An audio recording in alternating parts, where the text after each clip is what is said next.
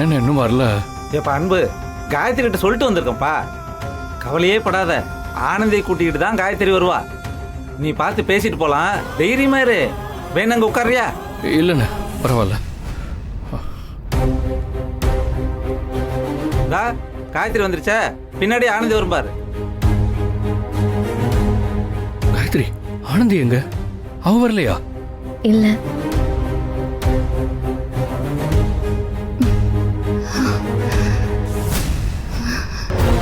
வா படுத்துக்கோ.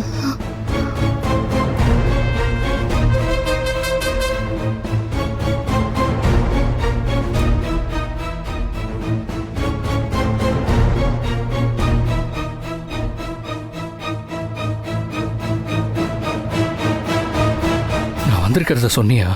நீங்க வந்திருக்கீங்க, அவளை பார்க்காம ரொம்ப ஃபீல் பண்றீங்கன்னு சொன்னேன். அதுக்கு ஆனந்தி என்ன சொன்னா? இன்னைக்கு ஹாஸ்பிட்டல் போயிட்டு வந்தது அவளுக்கு ஒரு மாதிரி மயக்கமா ட்ரௌசியா இருக்குன்னு சொன்னா. படுத்துட்டா. அவளால எந்திரிச்சு நிக்க முடியல. சரியானதும் அவளே வந்து உங்களை பாக்குறேன்னு சொன்னா.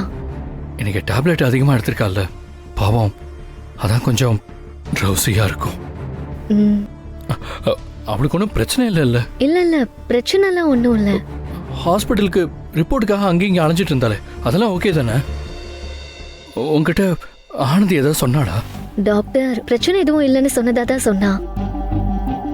மகேஷ் சார் ஏதோ விட்டமின் டெஃபிஷியன்சி இருக்கு, நல்லா சாப்பிட்டு தூங்கி டேப்லெட் போட்டா சரியாயிடும்னு சொன்னாரு. ஆமா, என்கிட்டயும் சொன்னாரு.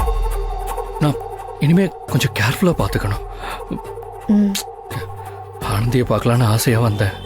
அவளை பார்க்காம போறதுதான் மனசுக்கு ரொம்ப கஷ்டமா இருக்கு. அவளால வர முடிஞ்சா கண்டிப்பா உங்களை பார்க்காம இருக்க மாட்டா அன்பு. முடியாததுனாலதான் வரல. நீங்க ஒன்னும் தப்பா எடுத்துக்காதீங்க. ஐயோ, அதெல்லாம் ஒண்ணும் இல்லை.